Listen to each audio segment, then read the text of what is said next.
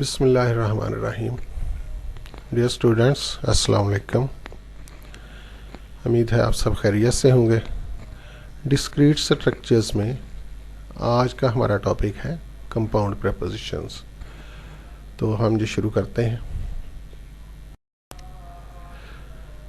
Compound preposition ऐसी preposition को कहते हैं जिसमें एक से ज़्यादा लॉजिकल कनेक्टिव्स आ जाएं।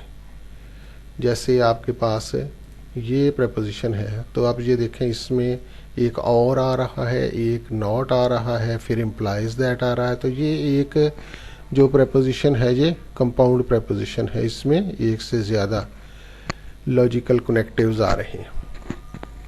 और ये एक और है, ये भी एक कंपाउंड प्रेपोजिशन है। ये जो है एंड और इम्प्लाइज दैट यानी conditional statement by, conditional implies and implied by और नॉट, इनको लॉजिकल कनेक्टिव्स कहते हैं क्योंकि ये लॉजिकल स्टेटमेंट्स को कनेक्ट करते हैं। और जो पी क्यू आर होते हैं इनको लॉजिकल वेरिएबल्स कहते हैं। अब आप देखें कि जो कंपाउंड प्रेपोजिशन है उसका हम ट्रुथ टेबल कैसे बनाते हैं। तो ये एक कंपाउंड प्रेपोजिशन थी हमारे पास, तो इसका हमने ट्रुथ टेबल बनाना है। तो ये देखें, आपके पास एक है पी और नॉट क्यू, और एक है आपके पास जो ब्रैकेट में है वो है पी एंड क्यू। तो हम पहले पी और नॉट क्यू इसका टेबल बनाएंगे। एक हम पी एंड क्यू का बनाएंगे, फिर इम्प्लाइज बाय, ठीक है, कंडीशनल स्टेटमेंट का। तो ये देखें, P और नॉट Q का बनाने के लिए हमारे पास नॉट Q भी होना चाहिए। तो ये देखें, हम ये हमारे पास P है, ये Q है, ठीक है। ये आपको लिखने आते हैं। P के लिए आप 2 दफ़ा ट्रू लिख लें, 2 दफ़ा फॉल्स, फिर Q true false true false. तो नॉट Q, ये नॉट Q इसका उल्ट हो जाएगा। तो ये नॉट Q का हमने टेबल बना लिया। अब हमने बनाना है P और नॉट Q, इन दो का, एक इसका और एक इसका, और दरमियान में सिंबल कौन सा है, लॉजिकल कनेक्टिव है और। तो इसके और इसके दरमियान और से आप एक टेबल बनाएं।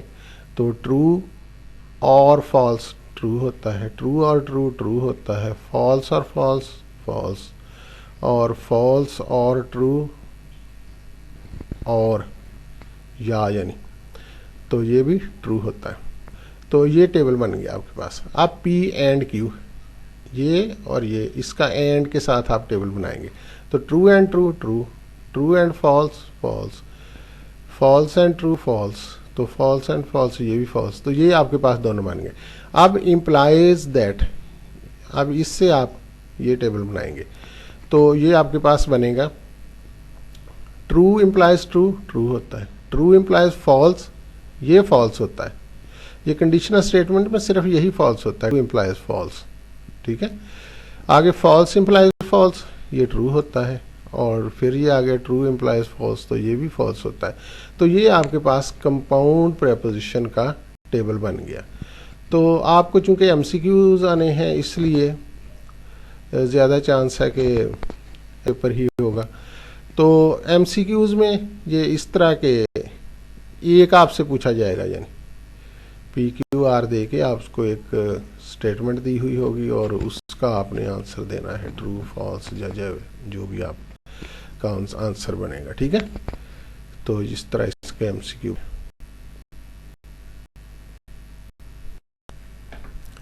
अब इस कंपाउंड प्रेपोजिशन में देखें कि P R Q implies P exclusive और, ये एक्सक्लूसिव और का सिंबल है, और क्यू, ये जो आर है इसको इंक्लूसिव और कहते हैं, और ये जो और है इसको एक्सक्लूसिव और कहते हैं। तो ये आपने पी का टेबल बना लिया, ये क्यू का, पी और क्यू, ये सिंपल और है जो पहले आप पढ़ते रहे, ठीक है। तो उसका टेबल ये बन जाएगा, ये आप जानते हैं। एक्सक्लूसिव और ये होता है कि जैसे मैंने आपको पहले भी एग्जांपल दी थी कि जैसे मैट्रिक के बाद आपको एफएससी में पूछा जाता है कि यू विल चूज़ बायो और मैथमेटिक्स, तो उसमें ये होता है अंडरस्टूड कि you will not choose the both. तो ये जो एक्सक्लूसिव और है इसमें ट्रू और एक्सक्लूसिव और ट्रू ये फॉल्स होता है, ठीक है। दोनों ट्रू हों तो ये फिर फॉल्स हो जाता है। बाकी उसी तरह का टेबल है, इंक्लूसिव और की तरह का, एक्सक्लूसिव और का टेबल। तो ये हमने एक्सक्लूसिव और का टेबल बना लिया, ये इंक्लूसिव और का टेबल बना लिया।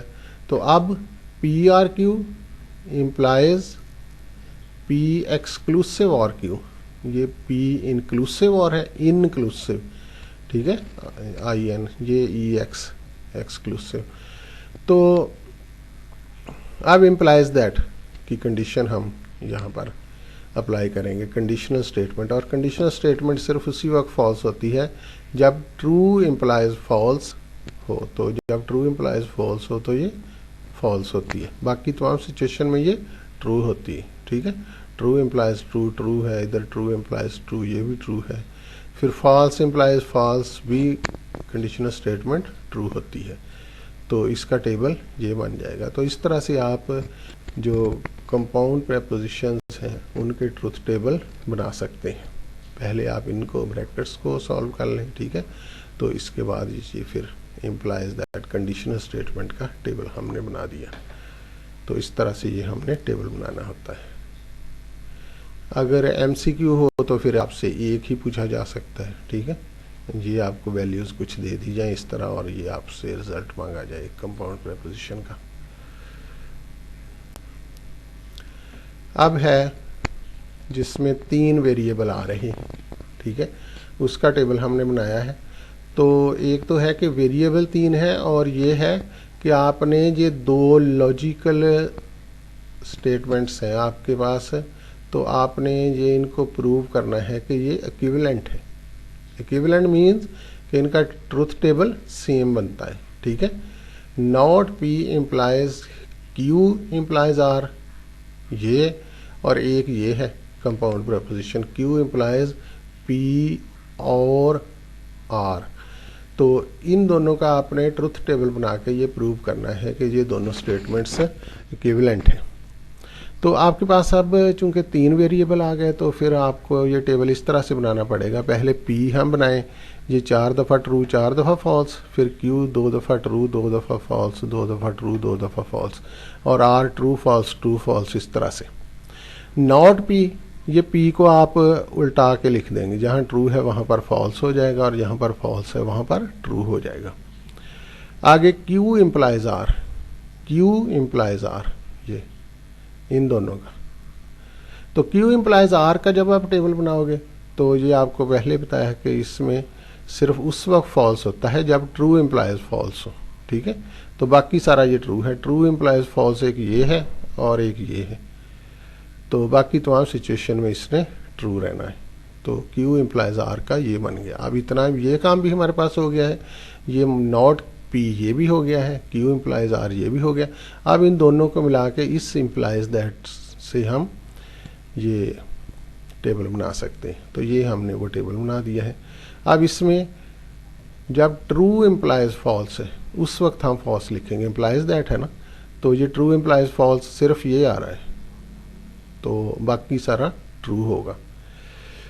अब इधर आ जाते हैं, इसमें क्यू तो हमारे पास ऑलरेडी है ये वाला, और पी और आर इसका हम पहले टेबल बना लेते हैं। तो पी और आर ये बना है, ठीक है, और ओ आर और ये आप टेबल पहले जानते हैं। तो ये आप पी, ये पी है और ये आर है, इससे आप ये टेबल बना लेंगे पी और आर। तो ये टेबल बन गया। अब क्यू, ये क्यू और इम्प्लाइज पी और आर, तो ये इम्प्लाइज ये। अब ये जब ट्रू है और ये फॉल्स है उस वक्त सिर्फ इसने फॉल्स होना है। तो आप देख लें इसमें जहाँ जहाँ ये ट्रू है, ठीक है, तो पी और आर भी ट्रू है, ये फॉल्स है। इस फॉल्स जब भी आपके पास हाइपोथेसिस फॉल्स हो जाए तो फिर इसको चेक करने की ज़रूरत ही नहीं हुई, तो ये दोनों सूरतों में भी होना होता है। तो ट्रू वालों को चेक कर लें, तो ये ट्रू है, यहाँ पर देखें ज़रा, ये ट्रू है और इम्प्लाइज फॉल्स है, यानी हाइपोथेसिस ट्रू है और कंक्लूजन जो है वो फॉल्स है।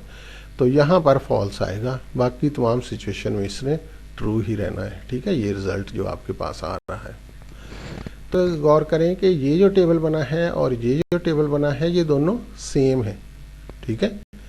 तो अगर इस तरह दोनों टेबल सेम हों तो इसका मतलब होता है कि ये जो लॉजिकल आपके पास एक्सप्रेशन है, ये कंपाउंड प्रपोजिशन जो है आपके पास, ये है, इसके मीनिंग सेम है। These both of these statements are equivalent. ठीक है, ये प्रूव हो गया है। अब हम ये देखते हैं कि अगर एक कंपाउंड प्रपोजिशन में n वेरिएबल्स हों तो उसमें कितनी नंबर ऑफ रोज बननी चाहिए। तो इसका आंसर ये है कि अगर हमारे पास एक प्रपोजिशन है और उसमें n वेरिएबल्स हैं तो उसमें 2n ये नंबर ऑफ रोज होनी चाहिए।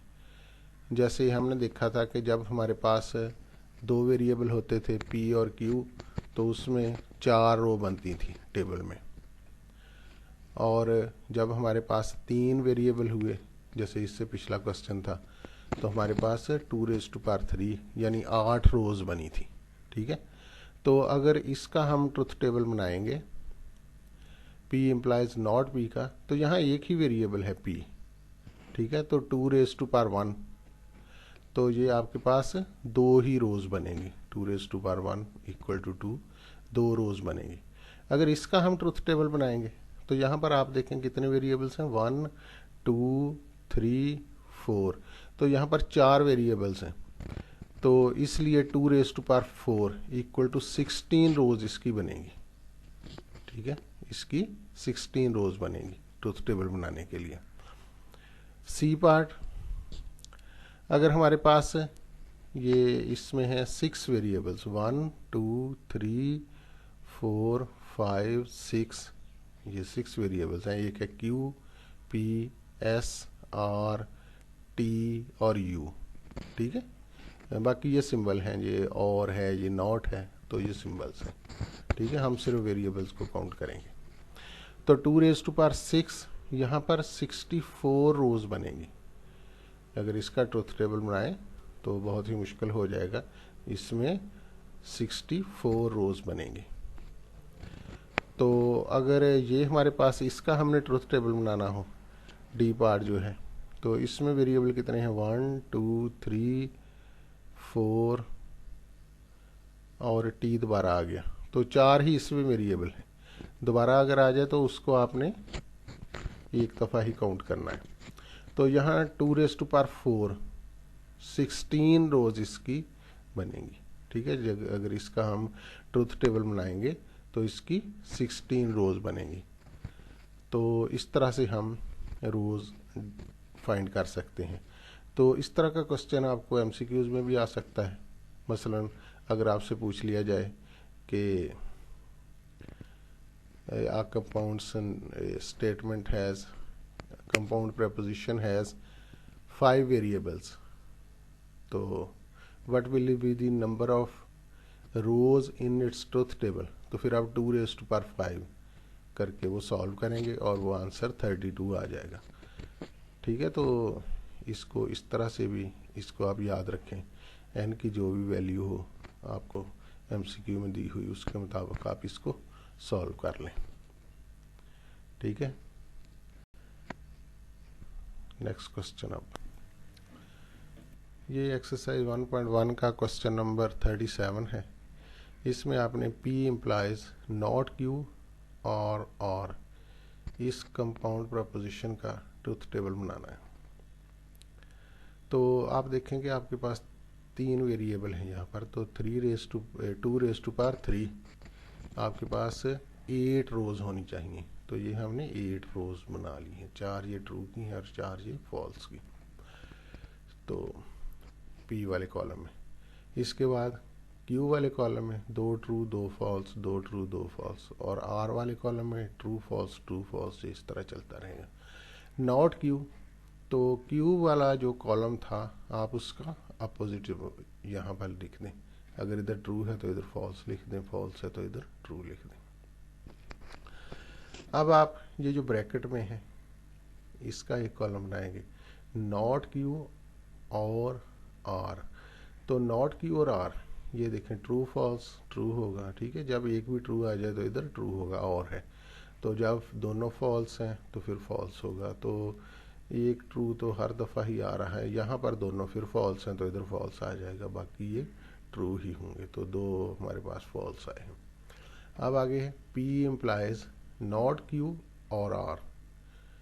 P इम्प्लाइज नॉट Q और R, तो ये इम्प्लाइज, ये आपको पता है कि ये सिर्फ कंडीशनल स्टेटमेंट उसी वक्त फॉल्स होती है जब हाइपोथेसिस ट्रू हो और कंक्लूजन फॉल्स हो। तो यहाँ पर ट्रू और ट्रू है, ट्रू रहेगा, ट्रू फॉल्स है, ये यहाँ पर फॉल्स आएगा। आगे ट्रू है, इधर भी ट्रू है, इधर ट्रू है, इधर भी ट्रू है, ये आगे फॉल्स है, आगे चेक करने की ज़रूरत ही नहीं इसको आपको, ठीक है। तो ये बाकी सारे ट्रू होंगे, तो ये आपके पास आंसर बनेगा P इम्प्लाइज नॉट Q और R इसका। तो ये आज इसका लेक्चर इतना ही है, तो नेक्स्ट लेक्चर तक के लिए अल्लाह हाफिज़। अगर कोई आपको सही समझ नहीं आई है तो वो आप कमेंट्स में पूछ सकते हैं, और अगले लेक्चर तक के लिए अल्लाह हाफिज़, बेस्ट ऑफ लक।